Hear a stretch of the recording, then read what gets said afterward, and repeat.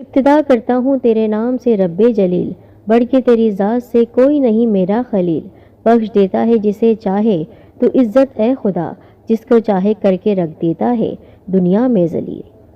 بندہ محتاج بیاں ہے اور کیا لائے دلیل، آسمانوں کی بلندی تیری عظمت کا نشاں، کوئی پیمانہ ثنا خوانی کا ہو جائے مجھے بھی عطا۔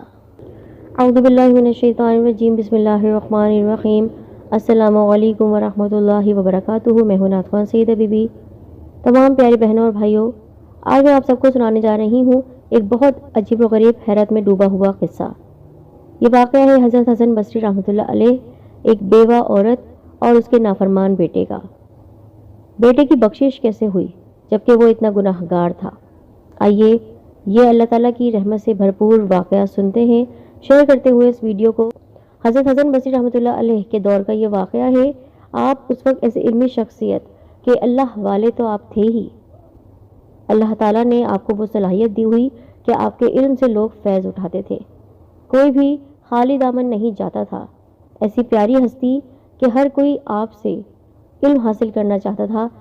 اللہ تعالیٰ کی قربت حاصل کرنے کے لیے لوگ آپ کے قریب آتے تھے، کیونکہ عالم دین اور بزرگوں کے پاس بیٹھ کر ہم خوشبودار ہو جاتے ہیں اور اللہ تعالیٰ کی وحدانیت کو مانتے ہیں، اللہ تعالیٰ پر سچا یقین رکھتے ہیں۔ یہ وہ بندے ہیں اللہ تعالیٰ کے جو ہر حال میں خوش رہنے والے ہیں۔ یہ دنیا کے نہیں ہوتے ہیں بلکہ یہ صرف اور صرف اللہ کے ہوتے ہیں۔ تو آپ کے بے پناہ شاگرد تھے، بہت سارے آپ کے شاگرد تھے۔ ان شاگردوں میں ایک بیوہ عورت بھی تھی جو آپ کا درس سنتی تھی، جو بلا ناغہ آپ کے پاس آیا جایا کرتی تھی، باقاعدہ تعلیم حاصل کیا کرتی تھی، درس لیتی تھی، کیونکہ اکیلی تھی، تنہا تھی اور بیوہ تھی۔ جوانی میں ہی انتقال ہو گیا تھا۔ ایک بیٹا تھا، جب وہ بیٹا چھوٹا تھا تو تبھی لوگوں نے اس سے کہا کہ تم شادی کر لو، جوان ہو اور اس طرح اکیلی زندگی کیسے گزارو گی، تنہا یوں کیسے گزار سکتی ہو زندگی، ضروری ہے کسی مرد کا سہارا۔ اس نے دل میں سوچا میں شادی تو کر لوں گی پر میرا بیٹا چھوٹا ہے، مجھے شوہر تو مل جائے گا اور اس کو اس کی بیوی، پر میرے بچے کی زندگی برباد ہو جائے گی۔ ستیلا باپ کبھی بھی اس کو اپنا بیٹا نہیں کہے گا۔ جو ایک شخصیت میں اپنے بیٹے کی بنا سکتی ہوں، جو تربیت میں خود کر سکتی ہوں، وہ میرے دوسرے شوہر کے ہونے سے نہیں ہو سکتی ہے۔ اس لیے اس نے شادی نہیں کی اپنے بیٹے کے لیے کہ نہیں، میرے لیے میرا بیٹا زیادہ عزیز ہے۔ اس نے اپنے نفس کی خواہش کو ختم کر لیا اپنے بچے کے لیے۔ اب وہ بچہ پیار میں تو پل رہا تھا پر ماں اس کو بگاڑتی نہیں تھی، اس کی اچھی تربیت کرتی تھی، پر وہ بیٹا جوان جتنا ہوتا جا رہا تھا وہ اتنا ہی زیادہ بگڑ رہا تھا۔ ماں نے تو یہی سوچا تھا کہ بڑا ہو رہا ہے، میرا واحد سہارا ہے، یہی میرا سہارا بنے گا، لیکن اس عظیم ماں نے یہ سوچ کر اپنے جذبات کی قربانی دی، اس کا پورا خیال رکھا۔ جب وہ بچہ بڑا ہو گیا، گھر سے باہر نکلنے لگا تو ماں کی نگرانی نہیں ہوتی تھی۔ یہ سب ایک باپ دیکھتا ہے، ماں اتنا نہیں دیکھ سکتی ہے۔ وہ بچہ بری صحبت میں پڑ گیا، جوانی دیوانی مستانی والی کیفیت ہو گئی، یعنی برے صحبت میں، برے لوگوں میں اس کا اٹھنا بیٹھنا ہو گیا، دوست اچھے نہیں تھے، عیاشی میں پڑ گیا، شباب اور شراب کے کاموں میں مصروف ہو گیا۔ ماں برابر سمجھاتی تھی کہ بیٹا یہ سب گناہ کے کام ہے، چھوڑ دو، میں تمہارے لیے اس دنیا میں موجود ہوں، تمہیں دیکھ دیکھ کر جیتی ہوں، اب تم اس طرح رہو گے تو میرا کیا ہوگا، میرا واحد سہارا ہو، میرے جینے کی آس ہو تم، اور تم نے ہی اپنے آپ کو گناہوں کی دلدل میں ڈبو لیا ہے۔ کتنے پیار سے تمہاری تربیت کی ہے میں نے، لیکن تم نے میری تربیت کا کوئی اثر نہیں لیا۔ اتنی پیاری شخصیت ہمارے درمیان حضرت حسن بصری رحمۃ اللہ علیہ کی صورت میں موجود ہے، لیکن اس کے باوجود تم ان کی صحبت میں نہیں بیٹھتے ہو، جبکہ تمہیں بار بار کہتی ہوں کہ ان کا درس لو، ان کے پاس جاؤ، ان سے علم حاصل کرو، شاید تمہاری زندگی سنور جائے۔ لیکن وہ لاکھ سمجھاتی پر بچے پر کوئی اثر نہیں ہوتا، وہ چکنا گڑا بن گیا تھا۔ ایک دن وہ اس کو پکڑ کر حضرت حسن بصری رحمۃ اللہ علیہ کے پاس لے گئی۔ حضرت بھی اس کو کئی گھنٹے سمجھاتے، لیکن اس بچے کا نیکی کی طرف رجحان تھا ہی نہیں۔ حضرت کے دل میں یہ بات آئی کہ شاید اس کا دل پتھر بن گیا ہے، مہر لگ گئی ہے۔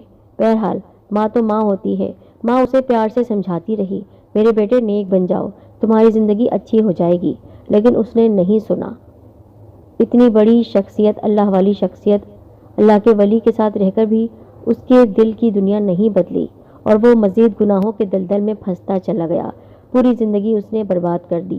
کئی سال برے کاموں میں لگ کر اس نے اپنی دولت کے ساتھ اپنی صحت بھی تباہ کر لی، کیونکہ دولت تو تھی باپ نے جو چھوڑی تھی، اس لیے اس کو پتا تھا کہ باپ کا پیسہ موجود ہے، جتنا دل چاہے میں عیاشی کروں۔ اس پیسے کا اس نے غلط استعمال کیا۔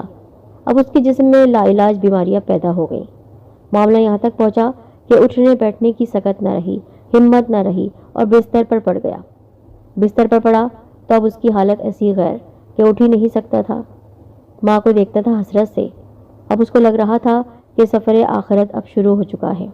ماں اس کے پاس آئی، پیار سے سمجھایا، بیٹا تو نے اپنی زندگی تو خراب کر لی ہے، اب آخرت بنا لے اور توبہ کر لے، اللہ بڑا غفور و رحیم ہے، وہ تمہارے تمام گناہوں کو معاف کر دے گا۔ جب ماں نے سمجھایا اس کے دل پر کچھ اثر ہوا اس وقت، کیونکہ مرنے کی کیفیت تھی، اب تو اللہ تعالیٰ کے پاس ہی جانا تھا۔ کہنے لگا، اماں میں کیسے توبہ کروں، میں نے تو بڑے بڑے گناہ کیے ہیں۔ ماں نے کہا، بیٹا حضرت سے پوچھ لیتے ہیں۔ بیٹے نے کہا، ماں اگر میں فوت ہو جاؤں تو میرا جنازہ حضرت حسن بصری رحمۃ اللہ علیہ پڑھائیں گے۔ ماں حضرت کے پاس گئی۔ حضرت کھانے سے فارغ ہوئے تھے اور تھکے ہوئے تھے، کیونکہ درس بھی دینا تھا، اس لیے کیلولہ کے لیے لیٹنا چاہتے تھے۔ ماں نے دروازہ کھٹکھٹایا، پوچھا کون؟ عرض کیا، حضرت میں آپ کی شاگردہ ہوں، میرا بچہ اب آخری حالت میں ہے، وہ توبہ کرنا چاہتا ہے، لہٰذا آپ گھر تشریف لے چلیے۔ حضرت نے کہا، ابھی اس وقت؟ لیکن اس وقت تو ہمارے شاگرد آنے والے ہیں اور درس کا وقت ہے، چلو تم چلو، ہم کچھ دیر میں آتے ہیں۔ اور وہ وہاں سے یہ سوچ کر چلی گئی شاید کہ آپ آنا نہیں چاہتے ہیں۔